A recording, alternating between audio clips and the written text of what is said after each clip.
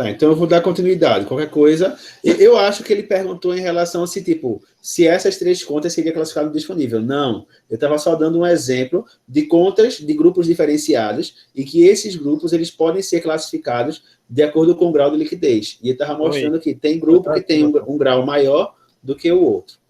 João Vitor? Oi. Oi, João Vitor. Essa tua dúvida aí, você colocou caixa, estoque? Era em relação assim, primeiro veio um caixa, depois o estoque, que o estoque você pode medir tanto à vista e receber o dinheiro, ou como pode vender Não, se a gente fosse colocar essas três contas em ordem de liquidez, primeiro seria caixa, né, porque é o dinheiro que você já está, contas a receber, porque você só precisa receber, tá? O estoque seria depois de contas a receber, porque para você poder transformar ele em dinheiro, você precisaria vender, né, para, dependendo da venda, ser à vista ou a prazo, para depois você transformar ele em dinheiro, tá ok? Pronto, tá certo, então. Então, a ordem aí seria caixa, contas a receber e estoque, ok?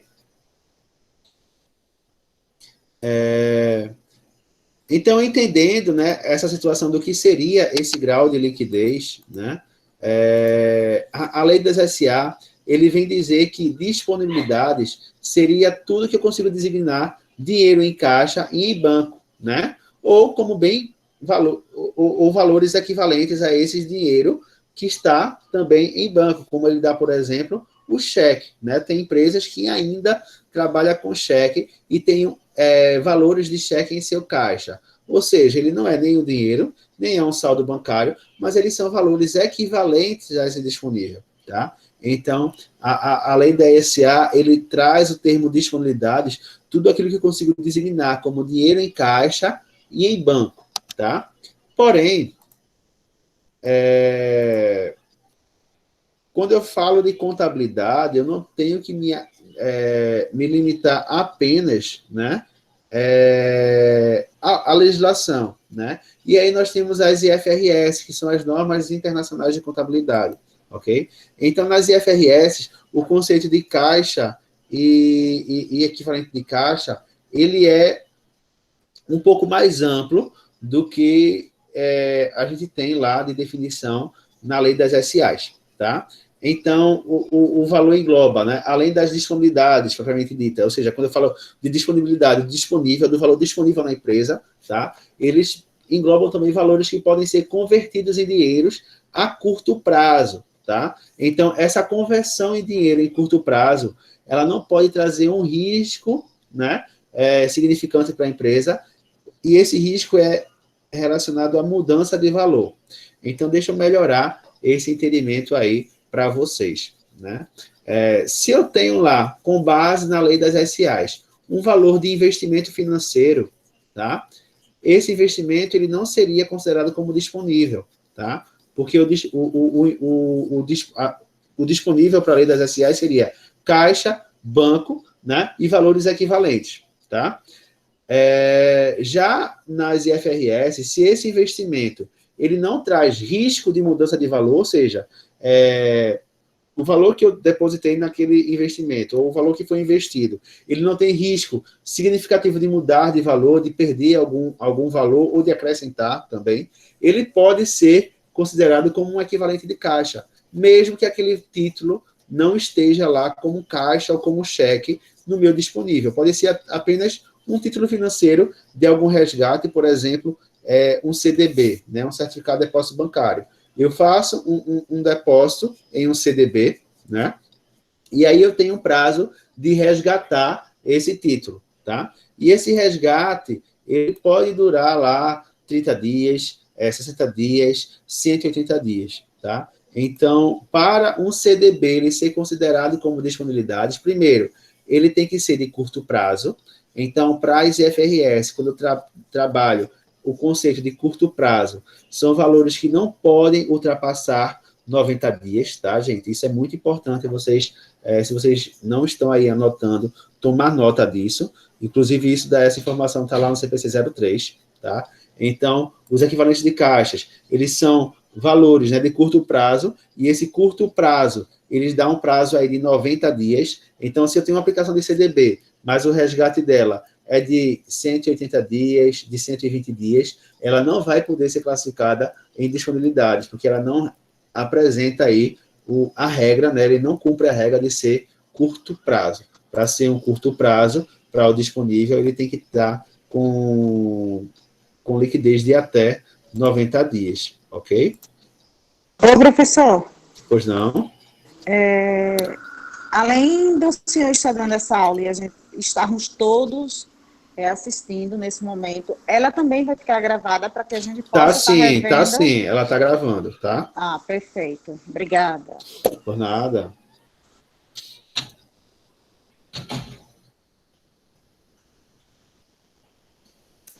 E aí eu tenho alguns exemplos, né, de disponibilidades, de acordo com os FRS, a CDB, que foi o primeiro exemplo que eu trouxe para vocês, né? O investimento ou alguma aplicação financeira, tá? Ela se qualifica em equivalente de caixa, como eu falei, se o vencimento daquele título, né, ou o resgate daquele título não for maior que 3 meses. Então, se ela está dentro desse prazo aí de 90 dias, né? E também cumprir com as regras anteriores de ser transformado em dinheiro, né? E não trazer risco de mudança de valor, então ele pode ser classificado como disponibilidade, tá? Os investimentos em ações, né, de outras entidades, eles são excluídos de equivalente de caixa, tá? Por quê? Ações, ela está relacionada com o resultado da empresa. Então, ela pode trazer um risco significativo, né, para a empresa. Pode ser que a ação amanhã esteja com a cotação bastante alta ou não. Então, essa volatilidade, essa diferença de valores, ela traz um certo risco, ou seja, eu não posso contar com aquele valor. Pode ser que eu perca todo o dinheiro, pode ser que eu não perca, que eu tenha algum investimento. Então, eu não posso classificá-la como disponibilidades. Nesse caso, a classificação seria como investimento, tá? Exceto, né, se elas são ações de preferências resgatáveis, né? Então, eu tenho uma ação, ela já foi liquidada e eu tenho um prazo para resgatar, tipo, de 15 dias, de 20 dias. Então, nesse caso, eu já sei o valor daquela ação, eu já sei que, como ela já é resgatada, ela não vai mudar de valor. Então, aí sim, eu posso classificá-la como um disponível, ok?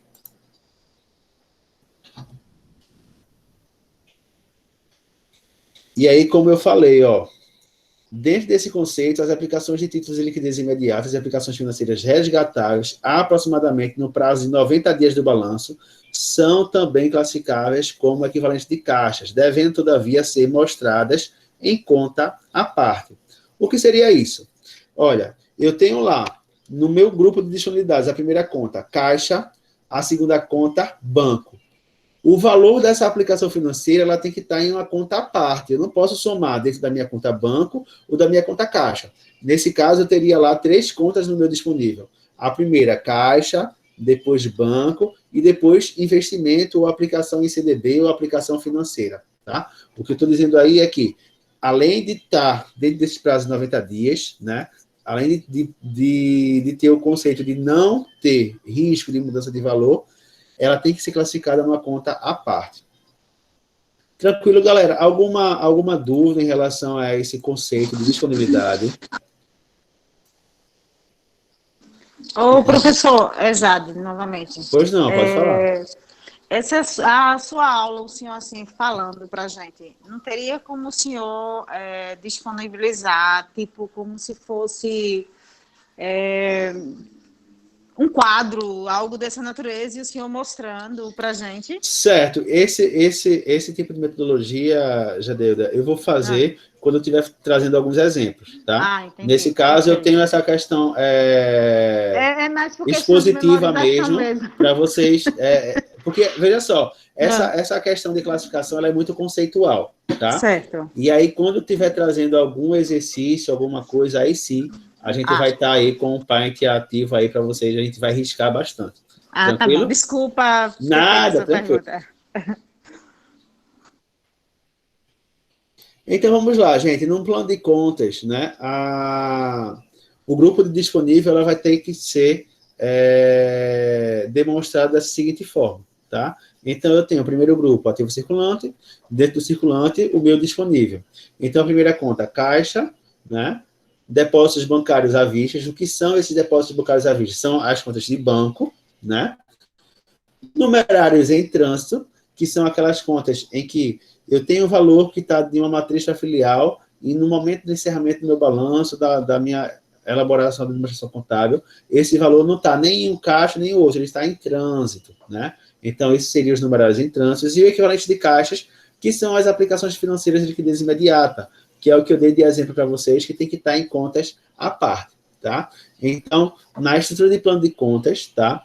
As contas que podem estar dentro do grupo disponível, em resumo, é caixa, depósitos bancários à vista, que no caso seria banco, né? E aí entra tanto conta corrente ou poupança, entra como depósitos bancários, tá? Numerários e trânsito e equivalente de caixa, tá? Quando eu venho falar do caixa, né? E aí eu vou detalhar agora cada uma dessas 4 contas, o que é que eu tenho falando? No caixa vai incluir, claro, o dinheiro, né? Nesse caso, pode incluir os cheques que eu tenho em mãos, tá? Os que foram recebidos, mesmo que ainda não foram depositados, nesse caso, eu posso considerar no caixa. Inclusive, tem até empresa que no seu plano de contas, ele dentro do caixa, ele coloca mais outras subcontas. Caixa dinheiro, ou caixa espécie, ou caixa cheque. Isso vai depender muito da administração da empresa, tá? E aí, normalmente, gente, esse saldo de caixa, ele pode estar registrado na empresa ou por uma conta única, né? Ou diversas contas. Imagine que você tem uma rede de supermercados, tá? E você precisa controlar gerencialmente cada caixa, né? Cada terminal de caixa do seu supermercado. Então, você pode criar uma conta contábil para cada caixa daquele. E aí, quando você vai representar, né, no balanço patrimonial, você soma todos aqueles saldos como um saldo único de caixa. Não quer dizer que lá no balanço patrimonial você vai botar lá caixa, né? Caixa 1, caixa 2, caixa 3, não é isso, tá? Mas no plano de contas, para poder facilitar as transações e os movimentos contábeis, você pode criar uma conta para cada, certo? Lembrando que na minha apresentação, quando eu estiver demonstrando contabilmente, eu preciso de um saldo acumulado, e aí eu vou apresentar uma única conta chamada caixa, tá? Bancos, né, ou contas bancárias à vista, né, são representados normalmente pelas contas de livre movimentação. Então, nesse emaranhado aí de informações, né, tem muitas empresas que trabalham não só com uma conta bancária, mas com várias contas bancárias, né? E dependendo da conta bancária, cada uma tem a sua finalidade. Uma conta bancária, ela tem a finalidade apenas de pagar salários, a outra é de alguma filial, da filial A, da filial B, né? Outra é só para movimentação de títulos de recebimento de clientes, outras contas é só para movimentação de recebimentos de cartão de crédito, enfim.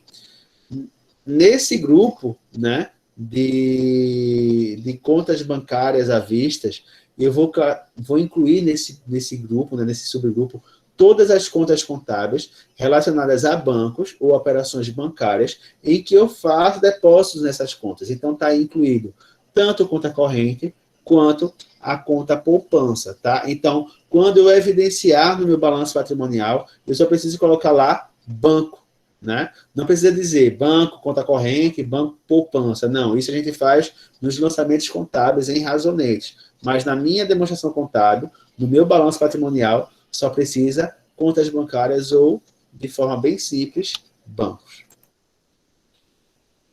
E aí a gente já surge a primeira dúvida, né? E aí tem mais uma dica para vocês, né? A gente sabe que é normal, tá?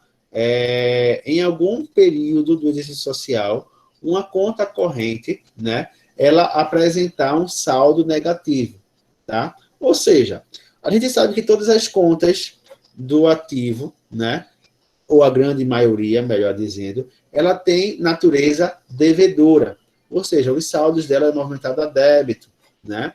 Ou seja, elas representam aplicações de recursos. E aí, quando eu tenho uma conta bancária negativa, quer dizer que aquela conta que tem uma natureza devedora, ela ficou credora, ou seja, ela está negativa, tá?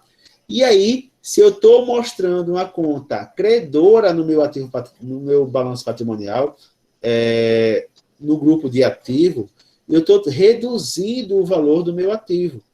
E isso faz sentido. Se a conta está negativa, quer dizer que eu tenho que reduzir, tá? Mas aí tem um probleminha. Se eu tenho lá, imagine que eu tenho no meu balanço patrimonial a conta Banco A, vamos lá, Caixa Econômica, e Banco B, Bradesco, tá? Então, nesse caso, eu preciso separar essas contas caso alguma delas esteja negativa, tá? Eu vou interromper aqui rapidinho o compartilhamento do PowerPoint e vou compartilhar para vocês uma tela de Excel, só para vocês entenderem mais ou menos o que é que eu estou falando, tá?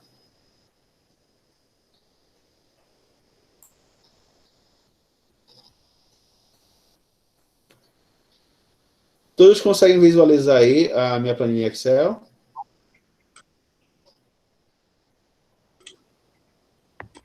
Sim. Sim, professor. Beleza. Vamos lá. Imagine que vocês têm aí ó, o Banco A, Banco B e o Banco C, certo?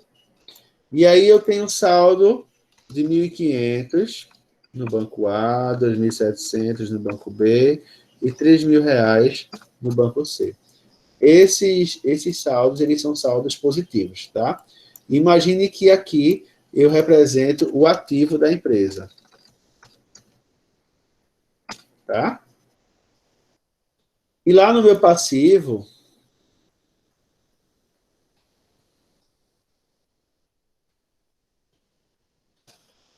eu só tenho lá o valor do meu patrimônio líquido, tá? Meu PL, só para poder fechar aqui e a gente montar um balanço patrimonial bem simples mesmo, 7.200. Então, se a gente fizer aqui o total, né? Vocês vão observar que o meu ativo, ele bate com o meu passivo. Beleza. Tranquilo aí. Bem simplesinho, tá? E aí, o que acontece?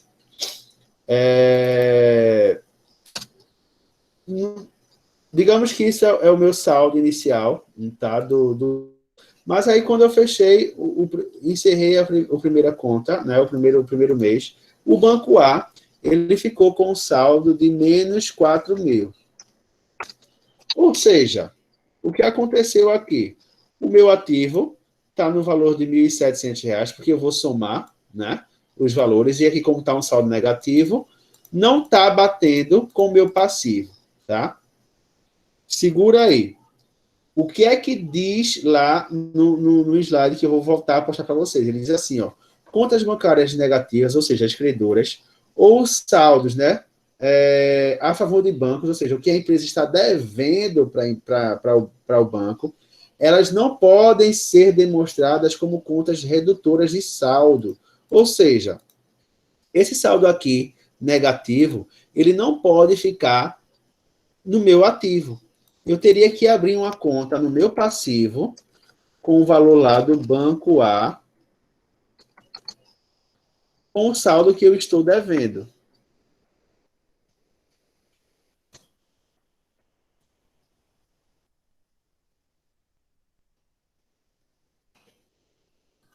E aí eu já vou trazer para vocês o primeiro desafio. E aí, nesse caso, eu não poderia ter aqui o saldo negativo, seria um saldo zerado, tá? Se vocês observarem, claro que o ativo e o passivo aqui não está batendo, porque eu não fiz o lançamento, tá, gente? Eu estou colocando só o exemplo de como eu vou apresentar o meu balanço. Esqueçam aqui esses valores. Vou até apagar para não confundir vocês. Oi. Então, mesmo sendo uma conta de banco, né, ele não fica no ativo. Pois se eles o saldo é negativo, ele vai para o passivo, né? Ele vai para o passivo. Por quê? O que é que representa? Ah, Pedro, teu saldo bancário lá está com 4.000 negativos. Digamos que você está devendo um cheque especial. Nada mais é que você está com a dívida com o banco, você está com a obrigação com aquele banco. Então, eu tenho que retirar aquele saldo negativo do meu ativo e tenho que transferir ele para o meu passivo, tá? E aí, como seria esse lançamento? Ó, Ele deixaria de ser um equivalente de caixa, no caso, né? isso, até porque ele não é uma disponibilidade, ele é uma obrigação que você tem para com o banco. Por isso que eu tenho que retirar do meu ativo e registrá-lo no meu passivo, tá? Vamos imaginar aqui, alguém está pedindo liberação, deixa eu ver aqui quem é. Pronto, liberei. Tinha alguém que tinha caído a conexão. Vamos imaginar a seguinte situação. Deixa eu abrir aqui.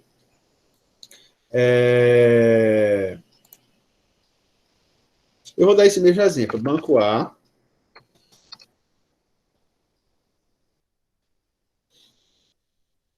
Imagine que esse saldo que eu estou mostrando aqui, gente, ele está em uma conta, em um razonete, tá? Imagine que eu estou aqui com o razonete do Banco A, certo?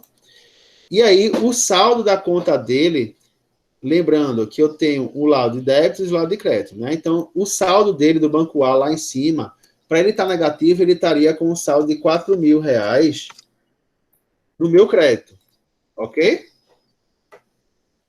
Nesse caso, se eu encerrar o meu balanço com essa conta, ela vai estar negativa, né? Ela vai estar vermelhinha. Então, o que é que eu preciso? Deixa eu copiar e colar aqui só para ganhar tempo.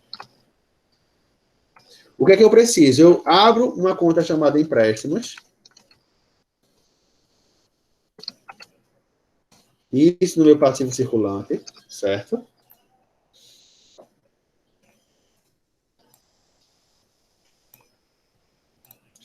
E aí, o que é que eu vou fazer? Eu vou lançar o valor de 4.000 a débito nessa conta, de forma que ela fique zerada, né?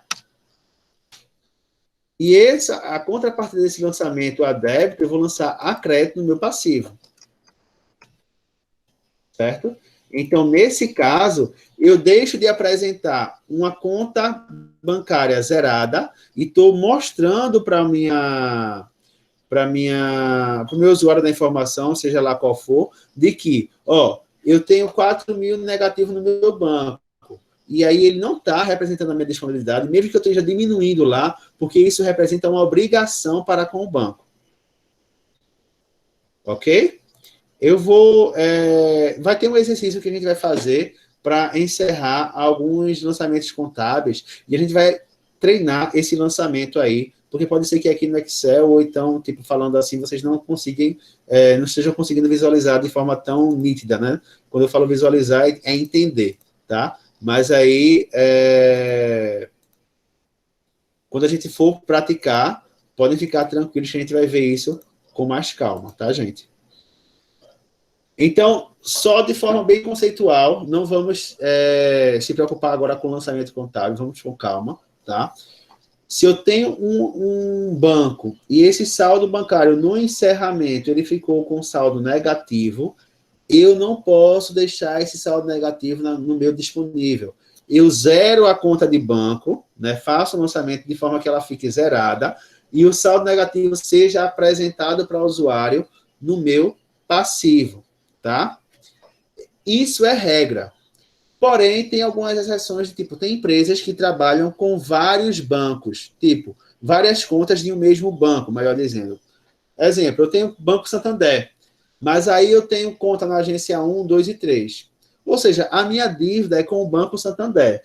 Nesse caso, né, eu posso, em uma conta só chamada Banco Santander, acumular todos os valores. Então, pode ser que dentro desse valor acumulado tenha uma conta negativa, mas no meu balanço ou no meu balancete, a conta Santander ela vai representar um saldo devedor.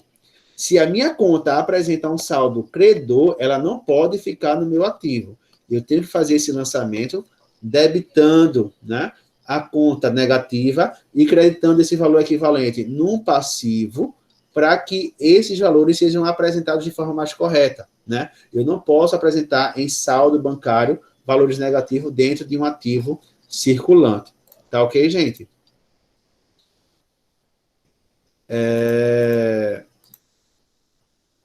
E aí tem vários tipos de classificação de depósitos bancários, tá? E aí nesse slide ele traz alguns exemplos. Por exemplo, olha a redundância. Depósitos vinculados para liquidação de contratos, né? Depósitos bloqueados por conta de alguma restrição, depósitos judiciais, depósitos para liquidação de empréstimos, ou seja, eu posso ter várias contas com finalidades diferentes, tá? Mas o fato dessas contas serem contas bancárias, né? Onde eu faço depósitos à vista, eu preciso apenas representar em uma única conta, chamada bancos, tá? Então, se vocês observarem ou se vocês pesquisarem, né, algum balanço patrimonial, vai ter balanço patrimonial que vai ter lá caixas e equivalentes de caixa, porque a gente já entendeu o que é que se classifica nesse grupo, né? E também pode ser que esteja classificado lá caixa e o banco. E nesse saldo de banco vai estar esse emaranhado, ou seja, todas essas informações de contas, ok? O William está perguntando se o slide vai ser disponibilizado. Vai ser sim, William. Vai ficar lá no dashboard, junto com a unidade de aprendizagem, tá? Quando eu falo de depósitos bancários vinculados, quer dizer que aquela conta ela é vinculada a um tipo só de depósito, né? E aí, gente, isso daí é um conteúdo que eu estou trazendo para vocês de forma bem teórica, só para vocês entenderem que eu posso classificar várias coisas no meu banco, né? Não é só a movimentação bancária, eu posso ter uma conta bancária apenas para poder fazer pagamento de salário, apenas para poder fazer recebimento, né? Então, isso são depósitos bancários vinculados, tá? Eu estou mostrando para vocês apenas os termos, caso vocês estejam aí em algum livro e não entender o que é que esse autor está falando aí de depósito bancário vinculado. Se eu só estou acostumado a utilizar a conta banco, né? É a mesma coisa, só são sinônimos, tá? Depósitos bancários vinculados quer dizer que é uma conta de banco, porém, as movimentações que traz naquela conta, ela tem algo bem específico, né? Ou seja, ela tem algo vinculado a ela, não é qualquer movimentação que eu vou classificá-la, tá? De acordo com o CPC 03, gente, no item 48, a empresa ela deve divulgar, né, em uma nota explicativa, né, o que representa aquele grupo de caixa e equivalente de caixa. Para que serve essa regra? Lembra que eu falei que tem balanços de algumas empresas que elas nem separam o que é caixa e o que é banco e o que é aplicação financeira. Ela só coloca lá a conta, caixas e equivalente de caixa. Tá errado? Não, tá? Mas aí o usuário da informação vai olhar aquele número lá e não vai saber o que é realmente dinheiro em caixa, o que é saldo bancário. E aí, se a empresa optar, né, geralmente elas optam para não dar tanta informação para os seus concorrentes, né? Então, se a empresa optar em divulgar, né, o caixa equivalente de caixa em uma conta única, então, nas notas explicativas, ela tem que segregar lá e explicar, ó, daquele montante lá de 2 milhões de reais, 100 mil reais é conta bancária, 200 mil é aplicação financeira, 300 mil é caixa, né? Então, ela pode optar em colocar no balanço patrimonial caixas e equivalentes de caixa, ou seja, de forma unificada, porém, se fizer dessa forma, quando for para as notas explicativas, ela vai ter que explicar e detalhar cada saldo contábil, ok? Numerários em trânsito, né? Lembra que eu falei que no grupo de disponibilidades eu posso classificar caixa, banco, né, que foi o que a gente viu, e também temos numerários em trânsito. O que seria isso, né? As empresas elas podem ter alguma disponibilidade e ela pode fazer algumas remessas de dinheiro, né? Por exemplo, eu tenho uma empresa, a minha matriz ela fica em Recife, certo? E aí, nessa matriz em Recife, é que eu faço todos os pagamentos, tá? Eu tenho uma rede de lojas e nessa rede, na central em Recife é onde centralizo todos os meus pagamentos. E aí eu tenho uma filial em Olinda, eu tenho uma filial em Jaboatão, tenho uma filial em Caruaru, em Belo Jardim, enfim. E aí, como eu centralizo todos os pagamentos em uma única empresa, eu preciso de numerários, né, que os numerários, ou seja, os valores recebidos nas outras empresas, eles sejam transferidos para a minha empresa, né? Então, ó, eu peguei a movimentação de Caruaru, tinha lá um saldo em caixa no valor de R$ 50.000. A empresa ela pode fazer um depósito bancário, nesse caso ela iria transferir o valor de caixa para banco, mas se ela trabalha com aquele sistema de carro forte, por exemplo, né? Então, caso o carro forte chegou na empresa, recolheu aqueles numerários para levar para a sua central. Então, essa conta de numerários e trânsito é justamente para registrar essa movimentação de dinheiro que não é feito nem em caixa, nem no banco, né? Então, eu vou creditar o meu caixa no valor, vamos imaginar aí o valor de 50 mil, então eu credito o meu caixa no valor de 50 mil e debito a conta numerários em trânsito no valor de 50 mil. Ou seja, quer dizer que eu tinha um saldo na minha conta, no caso, no meu caixa, e esse valor em caixa ele está sendo transferido para outro caixa. Porém, não é uma transferência eletrônica, né? Ele realmente está em trânsito. Por isso, o conceito de numerários em trânsito, tá? Alguém quer falar?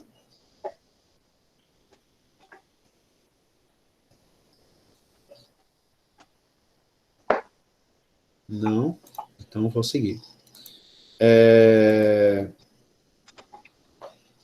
Pode também, conforme a necessidade de cada empresa, né, criar um plano de contas, contas específicas para registrar esse numerário, né? Então, eu posso dizer lá, eu tenho a conta numerários em trânsito, mas imagine que a minha empresa ela é uma empresa de vigilância e de segurança, né, de bens, né?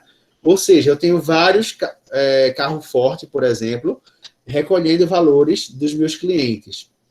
Então, eu posso ou criar o grupo de numerários em trânsitos e colocar lá, numerários em trânsito, carro A, carro B, carro C. Ou seja, para eu poder controlar qual é o saldo que cada veículo está transportando. Eu posso fazer isso.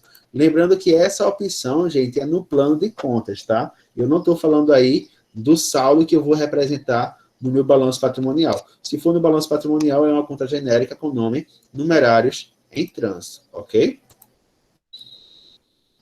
E aí vamos falar um pouquinho das aplicações de liquidez imediatas, né? Eu já falei daquela situação do curtíssimo prazo, que seria valores de até, né, com grau de liquidez de até 90 dias, mas olha o que o slide fala. As aplicações de curtíssimo prazo no mercado financeiro também são consideradas como disponível. A gente já viu isso, tá? E de acordo com o CPC 03, né, no item 6, ele define que as aplicações financeiras de curto prazo, de alta liquidez, que são prontamente conversíveis em um montante conhecido de caixa, ou seja, essas aplicações financeiras que elas podem ser transformadas dentro de um prazo de 90 dias, né, em dinheiro, tá? E que não tenha uma mudança significativa de valor, elas podem ser consideradas como disponível. Não precisa classificar elas em investimento, tá? E o que seria esse insignificante risco, né? Imagine que você tem uma aplicação financeira em dólar, né, em moeda estrangeira. Vamos ter o exemplo de dólar. Então, eu fiz uma aplicação hoje, mesmo que eu tenha um resgate daqui a 15 dias. Eu consigo saber qual vai ser a cotação do dólar daqui a 15 dias? Não, né? Então, essa variação no câmbio, ela vai trazer risco para a minha empresa. E esse risco, ele pode aumentar o meu saldo ou diminuir o meu saldo de investimento em moeda estrangeira. Então, se traz esse risco de mudança de valor, mesmo que eu tenha uma liquidação daqui a 15 dias, eu não posso classificá-la no meu disponível, tá, gente? Então, para eu classificar uma aplicação financeira no meu disponível, eu tenho que cumprir 3 regras. Primeiro, tem que ser resgatado em menos de 90 dias. Ela não pode trazer risco de mudança de valor, né? E prontamente conversível em dinheiro, ou seja, eu posso sacar aquele valor ou transferir para a minha conta bancária a qualquer momento, dentro desse prazo de 90 dias. E aí, a gente não pode confundir a aplicação financeira em moeda estrangeira com saldo em moeda estrangeira, tá? Saldo em moeda estrangeira quer dizer que, ó, é o meu saldo naquela data. Quando eu finalizo um balanço, por exemplo, eu estou finalizando o balanço em 31 de dezembro de 2020. Se eu tenho saldo de caixa, né? E esse meu caixa é de dólar, eu vou fazer a cotação do dólar daquele dia e vou saber o equivalente a real naquele dia. E isso não é mudança de valor. Eu estou trazendo o meu saldo contábil naquela data, tá? Diferentemente, é uma aplicação financeira em que eu vou ter um rendimento financeiro, só que aí eu não sei o rendimento e muito menos nem o câmbio daquele rendimento. Aí sim, ele vai ter uma mudança de valor, tá? Gente, fica claro para vocês, está fazendo sentido essa explicação? Eu sei que está bem teórico, talvez pode estar bem confuso, mas vocês estão conseguindo ter a diferenciação entre investimento em moeda estrangeira e o saldo em moeda estrangeira. Como é que eu diferencio isso no meu balanço?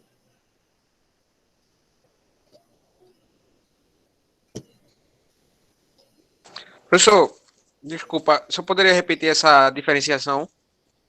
De Vamos forma lá. rápida mesmo. Não. Vamos lá. Gente, não fiquem acanhados em relação à dúvida. Se você não entendeu, faça aí como colega. Eu repito quantas vezes forem necessário, tá? Vamos lá. Imagine que você tem em sua carteira aí $100, tá certo? Então, se eu fosse fazer um balanço patrimonial da sua situação, né, eu iria colocar lá no seu saldo de caixa o valor de $100. Beleza. Se eu estou encerrando o seu balanço hoje, o que eu vou fazer? Eu vou pegar esse valor de $100, vou verificar quanto é que ele equivale em real. Aí vai dizer, $100 vai dar lá R$490.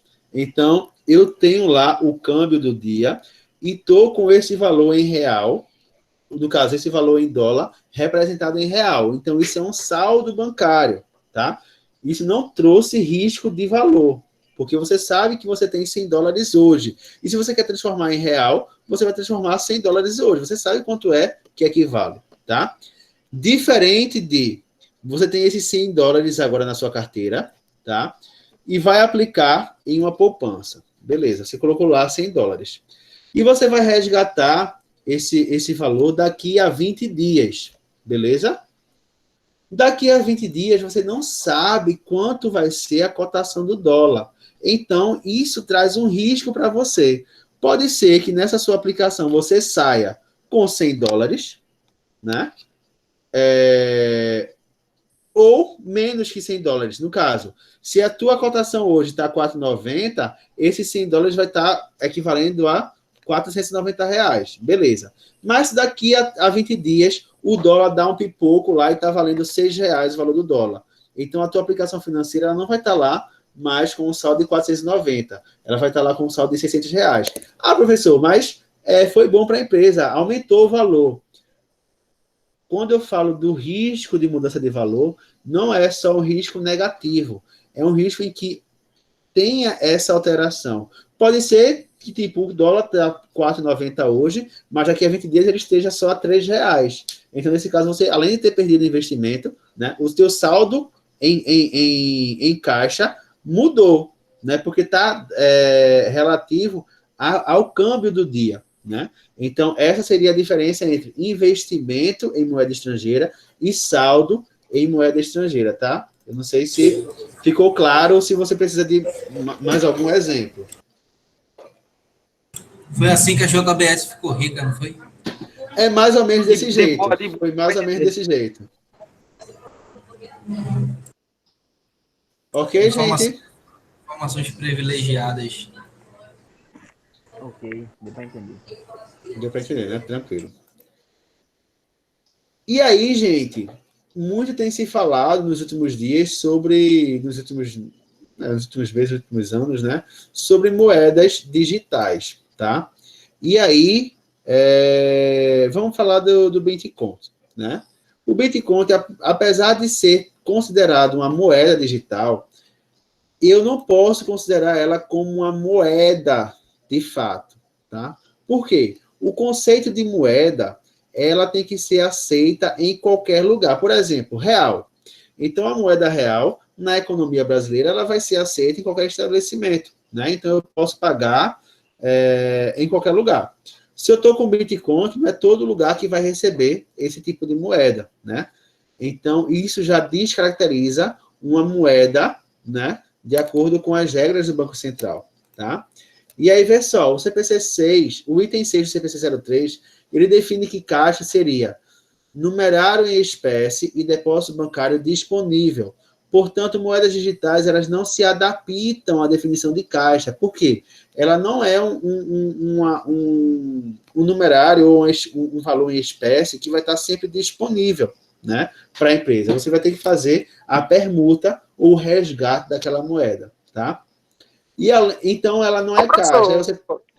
Pois não? Professor, mas mesmo a permuta sendo instantânea, e nesse caso de moeda digital, não enquadra-se banco digital não, né? Não enquadra banco digital. Aí você fala, mesmo essa permuta sendo instantânea, mas essa permuta instantânea, lembra que eu falei lá na frente, lá atrás, que ela tem a questão do risco de mudança de valor?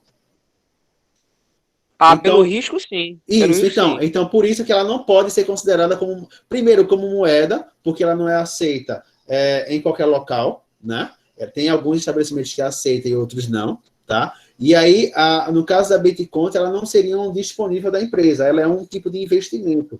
Eu compro aquele equivalente de moedas, né? Aquele valor vai trazer um rendimento financeiro, né? Pode ter um ganho ou uma perca, né? E por isso, ela não vai ser considerada como disponível, mesmo que eu tenha um resgate menor que 90 dias, tá? Porque o risco dela é muito grande, é como se fosse uma ação, tá? Entendi. Então, o risco ele não permite que você pegue de certeza o mesmo valor, né? O mesmo valor. Então, por isso... Né? Se você bota 490, digamos assim, reais, não vai estar disponível aos 490, né? Perfeito seu entendimento. Aí, por isso que, no caso, moedas digitais, elas não podem ser consideradas também como disponível, porque ela traz risco de mudança de valor. Mesmo que você diga, eu investi hoje e vou resgatar amanhã. Talvez a cotação de amanhã não seja a mesma que hoje. Então, tem um risco de mudança, tá? Então, por isso que eu não posso classificá-la, tá?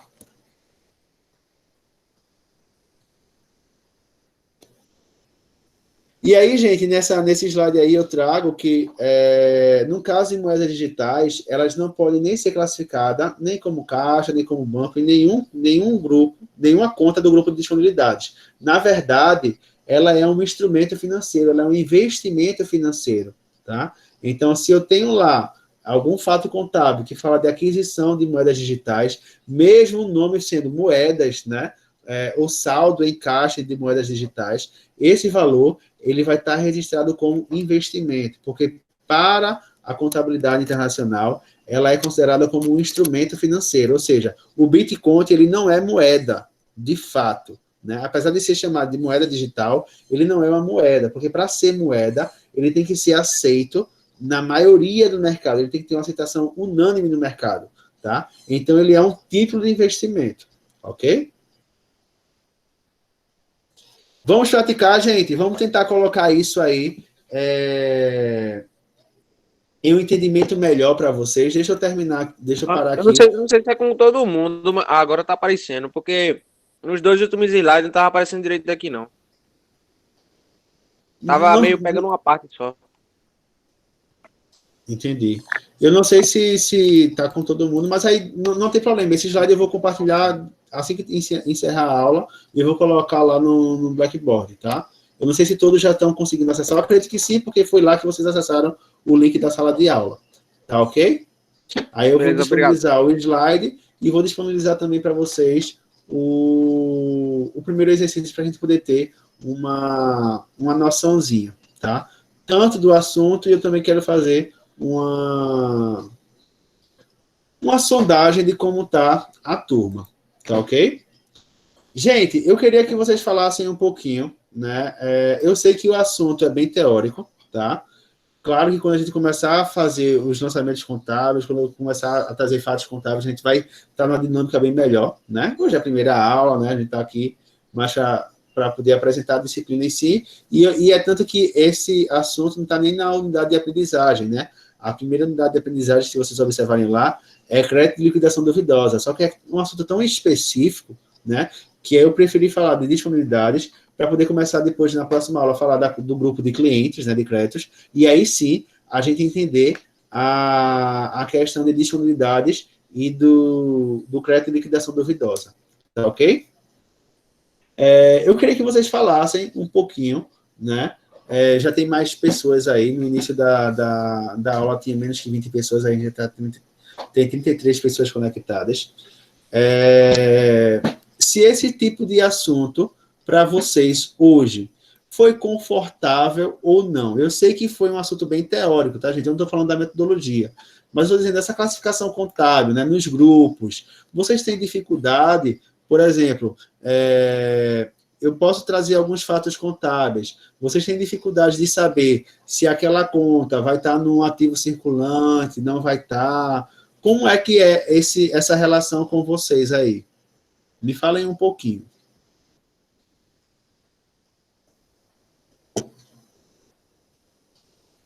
Acho bom em trabalhar mais, porque a gente pegou pouco. Eu pelo menos, acho que peguei pouco o semestre passado, essa parte. Porque foi muita coisa mesmo. Certo. Eu também, professor. Estou na mesma de Fernando. Como foi tudo muito online, tudo muito rápido, para mim também foi um pouco complicado essa parte. Entendi. Gente, vamos fazer o seguinte, são 8h20, eu vou abrir aqui para vocês um exercício rapidinho, tá? O que é que a gente vai fazer junto, tá? Que aí a gente vai ver essa questão de classificações de grupos disponíveis. Por enquanto, a gente não vai fazer nenhum lançamento, né, de fatos contábeis. Seria basicamente para poder verificar o entendimento de vocês mesmo, tá? Então, deixa eu compartilhar aqui com vocês um assunto em PDF.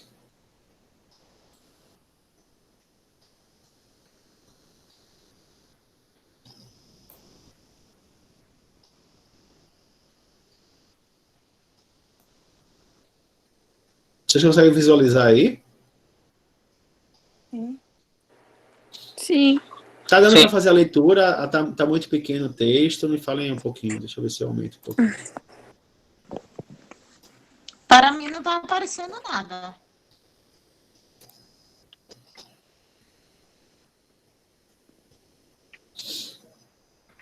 E agora? Algumas pessoas estão dizendo que tá conseguindo verificar. Natália, sim. Débora, sim. Para mim tá aparecendo, professor, e tá bom o tamanho da fonte. Tá ok, né? Então vamos lá. Para mim não, professor. Infelizmente a tela tá preta e eu não consigo ver nada. Você está em que tipo de dispositivo? Você está no celular ou no computador? Eu estou no celular. Pronto. Lá no celular, sabe, quando você vai no chat, né? Não tem todas as pessoas que estão conectadas na sala. Sim. Vai ter 2 Pedro Assis. A minha, com a minha cara linda aqui falando com vocês, e o outro que é o arquivo compartilhado. Você clica nele. Vê se aparece aí. Tá aparecendo só aqui encontra-se o seu rosto. O senhor ao vivo. Não tem apresentação não para você? Que estranho, o pessoal está aparecendo.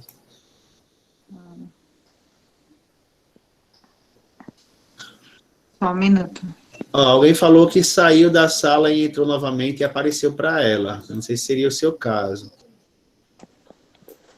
Tem 2 Pedro Assis, um está com seu rosto e o outro está uma setinha e o microfone bloqueado. Isso, seria esse para mostrar a apresentação para você. Sai da sala e entra rapidinho para poder a gente verificar, eu te espero. Pronto, voltou. Voltou? Obrigada. Pronto. Voltou. Então vamos lá. O primeiro quesito, ele fala assim, conforme o CPC 03, né, o conceito de caixa é ampliado, envolvendo o caixa puro, dinheiro em mão e em conta corrente bancária. E as aplicações em equivalente de caixa, ou seja, não é só caixa e banco, né? Ele tem aí uma amplitude maior, né? E aí, como equivalente de caixa, podem ser consideradas as aplicações financeiras resgatáveis até, ou seja, Lembra que eu falei lá que para uma aplicação financeira ser considerada, né, como disponível, ela tem algumas regras a serem cumpridas, né? E aí, uma das regras seria não trazer risco de mudança de valor, né? Então, não tem essa questão de risco de mudança de valor. E também tem a questão do resgate, né? Ou seja, que é a situação dos 90 dias, né? Então, 90 dias seria 3 meses. Então, aí o primeiro quesito, ele só seria ou a letra A ou a letra B. Mas olha a pegadinha. Ele fala 3 meses da data da aplicação e 3 meses da data da emissão. Qual seria essa diferença? Quando eu falo da data da aplicação, eu peguei um montante e apliquei em um CDB, por exemplo. Então, eu vou contar 90 dias da data dessa aplicação. Quando eu falo 3 meses da data da emissão do título, seria o quê? Eu apliquei no CDB, né? Fiz essa aplicação financeira, e aí só quando eu for resgatar o título que eu tenho a emissão do certificado, tá? Então, nesse caso aí, o primeiro quesito, a resposta correta seria a letra A, né? Eu vou contar 3 meses a partir da data da aplicação do recurso, tá? Então, Natália, está correto aí seu entendimento. Apliquei um CDB hoje, então, esse prazo de resgate, ele vai ter que respeitar os 90 dias a partir de hoje. Então, se hoje é 20 de agosto, para ele estar dentro do meu disponível, eu vou ter que resgatar esse valor em até 90 dias a contar de hoje, e não da data da aplicação. Quem falou? Foi eu, professor. Eu não entendi muito bem a diferença entre aplicação e emissão. Certo, vamos lá. Quando eu faço uma aplicação financeira, tá? Eu tenho a opção de chegar no banco e dizer, eu vou fazer essa aplicação e é esse o investimento, tá? Então, eu vi lá um CDB e o cara lá no banco me disse que ele faz um rendimento de 1% ao mês. Eu achei interessante. Então, ele fez uma emissão desse certificado para mim, certo? Então, eu pego essa emissão, vou pegar o valor e aplico naquele título, tá? É como se fosse assim, imagine, de grosso modo, um boleto que ele diga, esse boleto, quando você pagar, você está investindo nesse certificado de depósito bancário, tá? Então, esse prazo de 90 dias, ele não vai ser quando o banco emitir o título. Esse prazo de 90 dias, ele tem que contar a partir do momento que eu faço a aplicação no título, certo? Porque pode ser que eu peça a emissão hoje e só faça a aplicação na semana que vem, tá? Então, eu só vou considerar o prazo de 90 dias ou de 3 meses a partir da aplicação financeira. Ficou melhor o entendimento? Entendi agora. Ok, Vitória. Então, gente, o primeiro quesito aí seria a letra A, certo? 3 meses da data da aplicação e não da data da emissão, ok?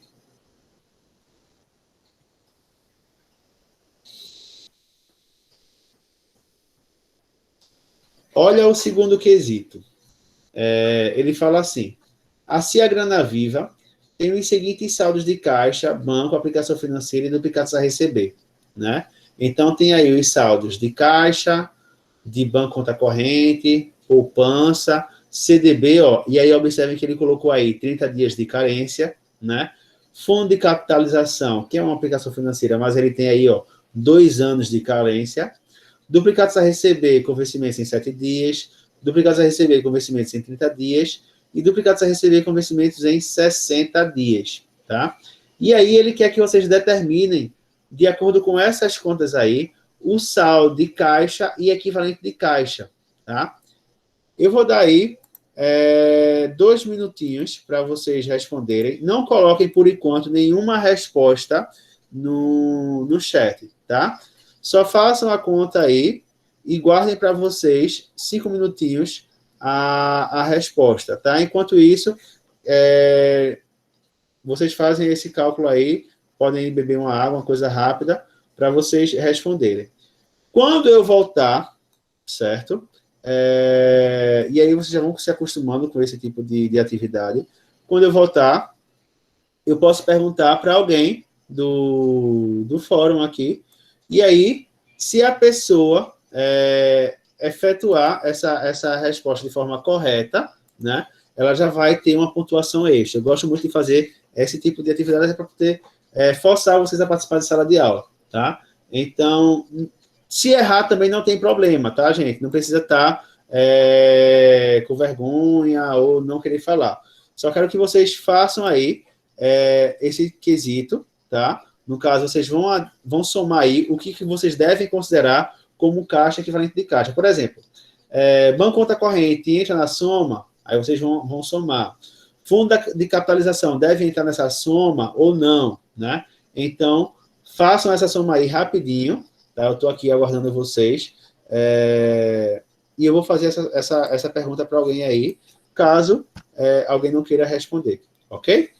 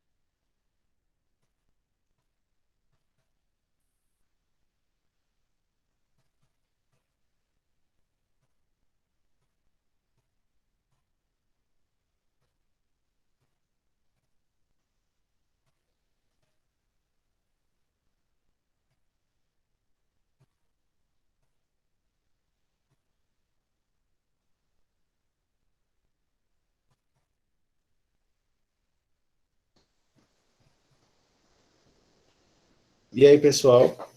Conseguiram fazer?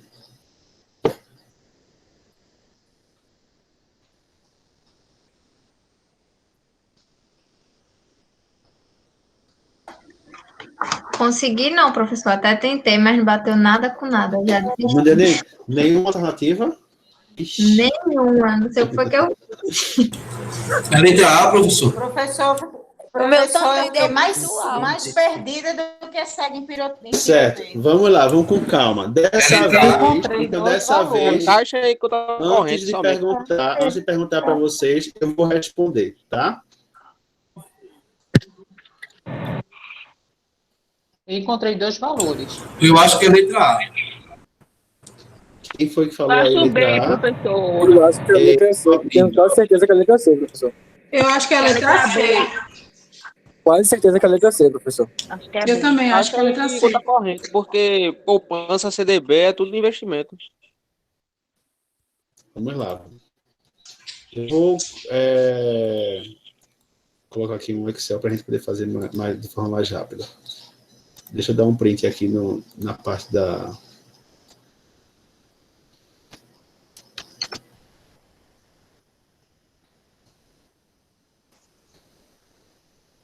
Vocês estão visualizando aí o Excel e os valores, né? Isso. Pronto. A questão, ela traz essas informações e ela está querendo saber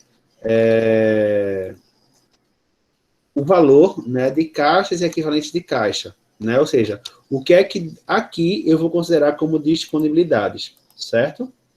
Então, ó, o valor das disponibilidades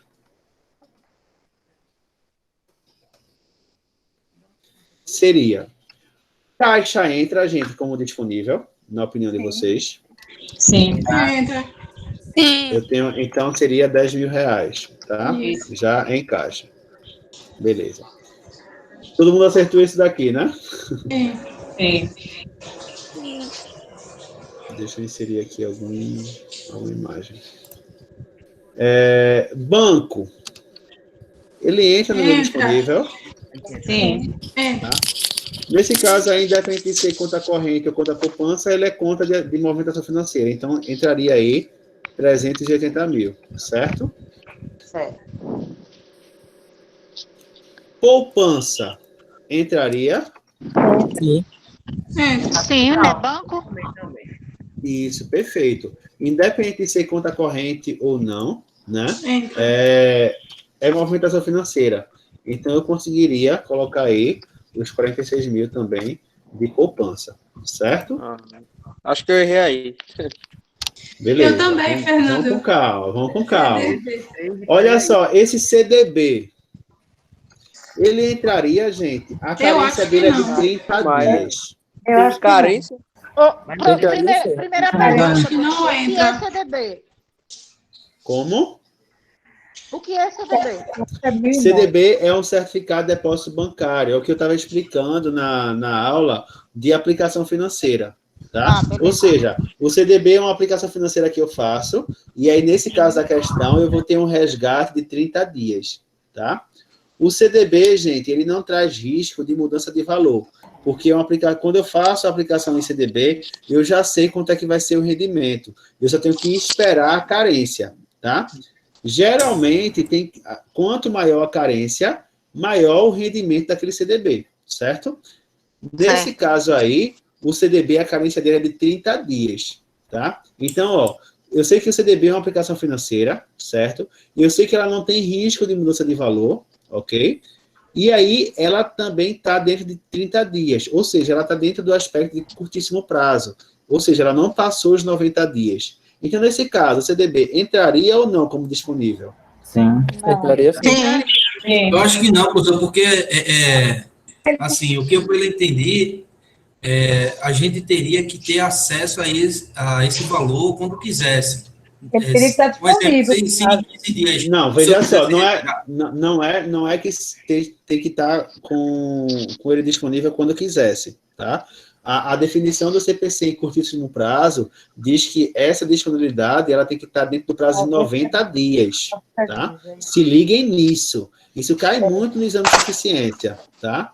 Então, Ok. não é que, tipo, amanhã eu vou transformar esse dinheiro. Não. Eu tenho da data de hoje um prazo de 90 dias. Se em 90 dias eu consigo transformar ele em dinheiro, eu posso considerar como disponibilidades, tá? Então, nesse caso, o CDB entraria, tá? Fundo de capitalização. Ô, professor, Oi? Não entra, não. eu Tem que ainda ficar fiquei em dúvida, porque não diz que não pode ter alteração de valor, não é isso? Isso. Mas o CDB, ele não altera? Não, veja só. Quando eu falo de alteração de valor, é a mudança daquele valor. Quando eu aplico no CDB, tá? Tipo, nesse caso aí do exemplo, eu apliquei 654 mil, ok? Daqui a 30 dias, eu vou resgatar e o meu resgate vai ser de 654 mil. A diferença é que esse CDB ele vai me gerar um rendimento financeiro, tá? Mas esse rendimento financeiro eu vou receber depois, ok? Mas o valor que foi aplicado, eu não perco nem ganho. Vai ser esse mesmo. Ele não tem mudança de valor, ok? Ô, professor, É diferente. se ele passar... Rapidinho. No caso do CDB, seria diferente de uma ação, por exemplo, né? Uma ação eu investi os 654 mil hoje.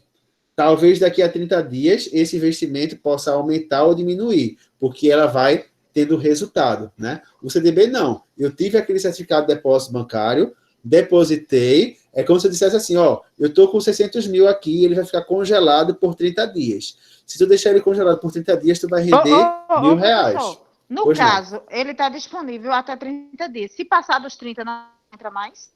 Não, 30 dias é a carência para eu poder resgatar, certo? Tipo, eu depositei hoje, eu vou ter que esperar 30 dias para poder resgatar esse valor. Certo. Ok? Mas em relação à mudança de valor, o CDB ele não traz risco, tá? Entendi. Então, independente de, tipo, eu vou ter um percentualzinho a mais, mas os meus 654 tá garantido, né? Tá garantido, porque esse tipo de aplicação ele deixa garantida, tá? Ah, tá certo. Ô, Pedro, desculpa, é Jade Pode falando. falar, Jade. Eu fiquei com dúvida com relação, quando diz que 30 dias de carência, ele é disponível, deixa eu ver, e se passar desses 30 dias, sofre alguma alteração? Não sofre. É que Você eu está não tô falando em sabendo. relação ao valor, não é isso? Não ao valor, estou me referindo aos 30 dias. Se A classificação. depois dos 30... Isso. Veja, depois, se a carência fosse 60 dias, ele continuaria sendo disponível. Qual é a regra para ser disponível? O prazo não é de até 90 dias? Então, se a Certo, minha carência está dentro dos 90, está tranquilo. Sim, mas né? se passar dos 90? Aí ele não vai ser mais disponível. Por exemplo, digamos que esse CDB aí foi 654 mil, mas a carência dele fosse de 120 dias. Ele não entraria na minha classificação. Eu pegaria esse valor do CDB, em vez de classificar no grupo disponível, eu ia classificar no grupo de investimento. Por quê? Já passou o prazo de 90 dias, tá? Ou seja, daqui a 90 dias...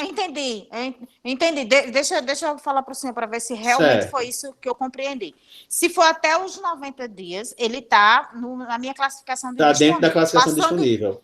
Passou Isso, disso, está fora. Está fora. Passou, se é uma aplicação financeira, está dentro de 90 dias. Veja só, tem aqueles 3, não é só a questão do tempo, né?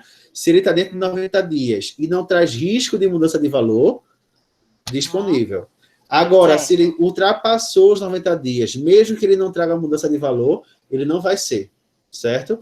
E se eu tiver uma aplicação que eu vou ter resgatar daqui a 7 dias, ou seja, mas mesmo assim ela traga risco, ela também não vai ser disponível. Ela tem que respeitar as duas regras. Menor que 90 dias, né? E sem mudança de valor. Tranquilo? Professor, perfeito. Então, após os 90 dias, se a gente não resgatar, ele vira investimento automático. Não, veja, não é que você não vai resgatar, tá? Isso aí eu estou falando de carência. Se eu tenho um investimento que eu não posso resgatar ele dentro de 90 dias, eu não vou considerar ele como disponível. Eu classifico ele em investimento. Ok? Entendi. Então, vamos lá. Fundo de capitalização, tá? O fundo de capitalização dele, gente, ele também não tem alteração significante de valor, certo? Então, se eu fiz investimento aí de 2.000, possivelmente no final da carência, eu vou receber os 2.000 acrescido da correção monetária, tá ok? Porém, esse fundo aí, ele tem uma carência de 2 anos. Ele não Nesse entra, caso, ele não entra. Por quê? Alguém consegue me explicar? Em 2 anos, é mais de 90 dias. Perfeito. Ou seja, mesmo a questão dizendo que esse valor não vai ter nenhuma modificação, ele não respeita a segunda regra, que seria o prazo de 90 dias, ok? Então, não entra aí capitalização, ok?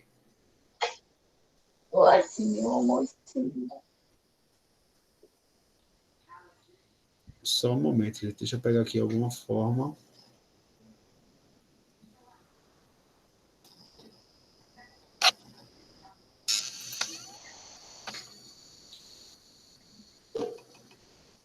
Vamos lá. O próximo item, ele fala de duplicatas a receber de clientes, tá? E o vencimento dessas duplicatas é de 7 dias, ou seja, daqui a 7 dias, o cliente tem um título para vencer no valor de 258 mil. Nesse caso, esse valor entra como disponível ou não, gente? Eu acho que Entra não. sim. Ele pode negociar. Eu acho que entra. E o valor pode ser alterado. Olha só, deixa eu voltar aqui para vocês. A gente está classificando caixas e equivalentes de caixa, ok? Ou seja, tudo que eu tenho de disponível, certo? Esse item, ele está falando de duplicatas a receber de clientes, ou seja, é como se fosse assim, eu tenho um boleto a receber de um cliente e esse boleto vai vencer daqui a 7 dias. Eu posso considerar isso como disponível? Não. Não Eu posso, acho que não, gente. professor. Desculpem aí, no caso, desculpem a expressão, mas é aquela coisa, eu não posso contar com o ovo que ainda vai sair da galinha, né? Esse cara pode pagar daqui a 7 dias, mas também pode não pagar, né? Então, duplicatas a receber, essa conta aí de clientes, ela não é classificada, mesmo que seja vencido hoje, como disponível, tá? Porque eu ainda teria que ter o recebimento. É incerto, né? É um dinheiro incerto. É um dinheiro incerto. Então, mesmo que tenha um vencimento, não quer dizer que aquele cliente vai pagar, tá? Então, nenhuma dessas duplicatas, mesmo de 7 dias, de 30 dias, de 60, elas não vão entrar no disponível. Elas são classificadas no grupo chamado créditos, tá? Ou no grupo chamado de clientes. Mas disponível, não, ok? A mesma coisa de primeira cheque, pegadinha né, então. do dia. Não, cheque entra como caixa, certo? E outro detalhe, foi bom você falar de cheque, gente. Vê só. Cheque pré-datado, o cara pode assustar, pode fazer Vamos tudo lá, aquilo. calma aí. Não, mas escuta uma coisa. O cheque, via de regra, ele não é um título a pagar ou um título a receber. Um cheque, de acordo com o Banco Central, ele é uma ordem de pagamento. Essa questão de cheque pré-datado só existe aqui no Brasil, mas nenhum outro país existe, tá? Ou seja, no momento que, se você pegar um cheque pré-datado, tipo, eu passei um cheque para você e coloquei lá a data para 1º de outubro, certo? Se amanhã você pega esse cheque e deposita no banco, ele vai ser compensado? Vai. Se tiver saldo na conta, ele vai ser compensado independente da data. Por quê? O cheque é uma ordem de pagamento, certo? Essa questão de ser pré-datado, isso é uma invenção brasileira. Mas, de fato, um cheque a partir do momento que eu assinei, eu estou autorizando aquela pessoa a retirar o recurso da minha conta. Se tem saldo ou não, independente da data, ele consegue descontar. Então, o cheque a gente considera como caixa, certo? Okay, não, eu entendi. Gente? É porque eu confundi só a questão do pagamento ou não, mas eu entendi o que o senhor quis dizer a respeito da peculiaridade da jabuticaba, entendi. Tá bem, então. Mais alguém quer falar? Eu. E caso não tenha dinheiro na conta, certo? Então o cheque não foi compensado, né, seu ar? Certo. E aí, nesse caso? Nesse caso, ele continua sendo o caixa, porque o seu caixa, ele não é caixa e é equivalente de caixa, aquele cheque, mesmo sem fundo, ele representa algum valor. É um direito que você tem, né? Ele não é o bem, mas ele é um direito. Lembra que no ativo a gente tem a classificação de bens e direitos, né? Então, nesse caso, ele continua representando o seu saldo em caixa, né? Mas aí como um direito, ou seja, é um saldo de cheque, tá? Mas ele compõe o caixa. Entendi. Ok? Então, gente, somando aí, ó, esses 4 itens que a gente conseguiu classificar como disponível, a resposta seria 1.090.000. Então, voltando lá para a nossa questão, seria a letra B, de bola. E alguém acertou aí? Eu acho que Kelly, alguém no fórum falou. Deixa eu ver quem foi. Depois que o senhor explicou tudinho, no final a gente só me dá certo. Foi triste. Foi Keila e a Cássia também colocou letra B, tá? Depois que o senhor explicou, eu fui lá somar e dar. Mas também, faça isso na prova. É complicado, né, Jade? Ó, isso é para vocês se acostumando com as casquinhas de banana, tá bom, gente? A questão do ponto é uma questão só para poder incentivar vocês, tá ok? Não, professor, mas foi show de bola. Principalmente essa questão do CDB, que estava me deixando meio doida aqui. Mas foi massa, foi massa. Certo. Mas, ó, na verdade, são lançamentos novos, né, que a gente está vendo agora. Então, na verdade, a gente não está vendo ainda nem o lançamento, né? A gente está vendo aí a classificação de forma bem teórica, tá? Mas a gente vai ver ainda, eu vou colocar em alguns fatos contábeis para vocês fazerem o débito e crédito, fechar o balancete, fechar o balanço, enfim. A gente vai chegar lá, tá bom? Devagar e sempre. Ok?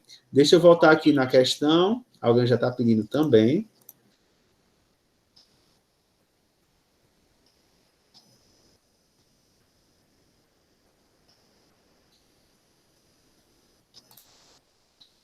Então, ó, essa é a questão que a gente acabou de resolver, né? Teria a possibilidade... Observe que a letra C, ó, ela traz uma pegadinha do fundo de capitalização, tá vendo? Ela dá o total aí de 1.092.000. Porque se a pessoa disser, não, o fundo de capitalização não vai mudar de valor, mas se não vê a carência, né, que é de 2 anos, cairia bonitinho aí na pegadinha. sem falar que você soma de várias formas. Eu encontrei a letra A, encontrei a letra C e encontrei a letra E. Soma de várias formas. Encontrei esses 3 valores. Mas depois da explicação... Isso na prova não dá certo, não. Não dá certo, não, é verdade. Não pode chutar, não. Mas eu entendi. Depois da explicação ficou claro, né, gente? Ficou claro. Pronto. Olha só. Nós temos o terceiro quesito, que ele fala também de classificação, certo? O quarto quesito, que também fala de classificação, ou seja, quais são os movimentos que não vai influenciar o caixa. E o quinto quesito, ele é parecido com esse que a gente acabou de resolver. Ele dá alguns valores, né, para a gente somar e ver qual é o valor da minha disponibilidade, ok? O que é que eu vou fazer para vocês? Eu vou pedir que vocês resolvam essa atividade. Eu vou postar lá no portal e vocês vão resolver e na próxima aula a gente já vai iniciar respondendo essas 3 últimas questões, ok? Eu queria pedir, gente, que vocês fossem sinceros com vocês mesmos. Ou seja, eu estou compartilhando um exercício, eu sei que vocês podem fazer em grupo, vocês podem pesquisar, mas a intenção e o objetivo nesse momento agora seria que vocês tentassem fazer sozinhos, tá? Olha o material, olha o slide, leia a unidade de aprendizagem e tenta responder. Todas essas questões foram questões do exame de suficiência ou de algum concurso público. Então, é claro que se vocês colocarem na internet, vocês vão obter a resposta. Mas a intenção aqui não é que vocês acertem letra A, B, ou C ou D. Não. A intenção é que vocês entendam como se resolve essas questões. Tranquilo? Ô, professor, essa questão que o senhor vai disponibilizar para a gente é igual a anterior que a gente fez com o senhor agora. A resolução é a mesma coisa. Vocês vão olhar os itens e vai dizer, ó, esse item eu considero ou não considero. Se considerar, você vai somando. Perfeito. Entendeu? É a mesma coisa, ok? Mas, por favor, tentem fazer sozinho, mesmo que vocês errem, tá? Mas a importância agora é vocês fixarem esses conceitos e não copiar resposta de internet. Ok? Ok, professor. Ok, professor. Pronto. Outra coisa. Às vezes, né, sabe aquela questão de 5 minutos de loucura na pessoa? Às vezes eu estou no escritório, assim, do nada, dá um estralo na minha mente, uma ideia, digo, não, vou mandar isso pro pessoal. Me deu 5 nesse instante. Então, o que acontece? Eu estou postando essa atividade agora para vocês, mas pode ser que no decorrer da semana eu poste alguma atividade, tá? Então, fiquem atentos, sempre observem lá. O que eu postar vai entrar para vocês como aviso também, então vocês vão receber no e-mail, tá bom? Para poder a gente sempre estar acompanhando a atividade, até porque, modesta à parte, nesse semestre, né, contra a diária para vocês é uma das disciplinas de peso maior, porque é a disciplina raiz do curso. Isso. Tá ok? Tranquilo, gente? Então, por hoje a gente para por aqui. Eu espero que vocês tenham gostado, tá? A metodologia não vai ficar só nessa de slide, de conversa, porque realmente o assunto é teórico, é um assunto bem introdutório, tá? Mas eu queria que vocês também fossem bem sinceros, caso, professor, a gente não está acompanhando, professor, pode mudar isso ou aquilo, que a gente vai se adaptando, tá ok? Me tire só uma dúvida, professor. Pois não. Em relação ao assunto que a gente aprendeu, né, no semestre passado, certo. Tem alguma coisa a ver com o hoje, esse semestre, ou são lançamentos diferentes? Não, veja, é uma continuidade, certo? O que eu entendo que vocês aprenderam, vocês viram lá lançamento de débito e crédito, vocês viram alguns encerramento de contas patrimoniais de resultado, né? Apuração de resultado de exercício. Essa disciplina, o foco seria, depois dessa classificação, como é que eu vou organizar no balanço patrimonial. Esse é o objetivo final da disciplina, tá? Ou seja, vocês pegarem vários lançamentos contábeis, contabilizar e organizar de forma correta um balanço patrimonial. Ou seja, não é só dividir ativo e passivo, né? Eu tenho que dividir ativo, passivo e os grupos de contas corretamente, tá ok? Ok. Então, claro que os conceitos que vocês pegaram nas disciplinas passadas vai ser muito necessário, né? E aí, por isso que eu perguntei no início se vocês teriam alguma dificuldade, porque se tiver alguma dificuldade, a gente dá uma pausa, revisa, tá? O que a gente não pode é sair atropelando o assunto, porque senão lá na frente vocês vão sentir um pouquinho, tá? Foi bem tranquilo. Ô, professor, e se no caso o aluno tiver dificuldades em montar esse gráfico do crédito débito, como o senhor acabou de me informar, o que é que o senhor vai fazer com essa pessoa? Mandar ela para o espaço e ela mudar de curso? Como assim a pessoa não conseguir fazer, não fechar um balanço? Peraí, é porque, na realidade, eu tive alguns problemas, tipo assim, culpa minha mesmo, questões pessoais, e quando eu vou realmente para a planilha, para montar direitinho, eu fico, às vezes, meio que perdida. A Lady Jane é que me acompanha junto com Débora e demais alunos da sala que me deram a maior força. Certo, gente, eu deixei... Mas eu estou sendo sincera com o senhor e deixando Não, em tranquilo. aberto. Não, tranquilo, veja só. A intenção aqui não é prejudicar ninguém, certo? A disciplina, o que ela exige é que no final da disciplina vocês estejam capazes de fechar um balanço e classificar ele de forma correta, tá? Então a gente vai trabalhar para esse objetivo. Se no andar da carruagem você tem dificuldade, né, não está acompanhando e tal, se você não quiser abrir em sala de aula, você pode recorrer a mim e a gente vai se ajudando de forma paralela, tá? Não tem problema nenhum em relação a isso, ok? Então, professor, eu estou com dificuldade em organizar essa planilha, estou com dificuldade na estruturação do razão, eu estou perdido o que é débito e crédito, nem que seja necessário a gente fazer uma aula extra, tipo, gente, sábado que vem, a gente vai fazer uma revisão de contabilidade geral. Quem quiser participar, o link é esse. Se for necessário, a gente faz isso. Tá ok? Muito bom. A ideia é mais... Arrasou, professor. É ótimo. Arrasou, Tranquilo? professor. Agora, eu só preciso que vocês sinalizem, né? Porque se eu for falando, vocês estão aí calados, eu estou entendendo que vocês estão aceitando, ó, numa boa, e depois vem a rasteira, né? Então, sejam sinceros com vocês mesmos. Eu tava com vergonha de pronunciar isso para o senhor. Não tenha vergonha, não. O momento é esse. Vergonha é pegar a prova e não saber responder. Deixa eu explicar. Não, deixa eu explicar algo bem rápido para o senhor, que o senhor já quer terminar. Nós tivemos um professor nota 1000, que foi o querido Sandro. Mas o problema está em mim. Entendeu? Aham. Aí, assim, eu não queria expor isso para todos. Alguns alunos que me acompanharam já sabem essa dificuldade.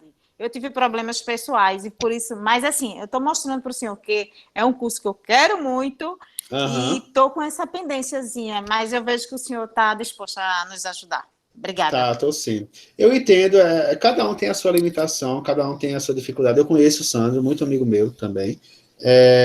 Por isso que no início eu falei que não estava querendo saber do profissional em si, né? Mas eu queria saber, porque independente, né? Vai ter suas dificuldades. E aí a gente está aqui para poder a culpa tentar sarar. Sim, com certeza. Eu não tenho dúvida disso. Tá? Mas a gente está aqui para lhe ajudar. O cara tá, nota okay? 1000. É verdade. Valeu, obrigada. Tá certo, gente? Então a gente encerra por aqui, tá? Fiquem atentos ao portal. Eu vou postar essa atividade agora e também pode ser que no decorrer da semana eu poste mais alguma coisa, tá bem? Qualquer dúvida, vocês têm lá no meu Instagram, pode chamar lá no direct, e aí eu vou falando com vocês. Professor, manda uma foto. Tá certo, eu vou dizer, ó, tá errado isso, faz isso, tá aquilo, e a gente vai fazendo junto, ok? Ô, professor, no início da aula, o senhor comentou algo sobre um curso que o senhor está fazendo, né,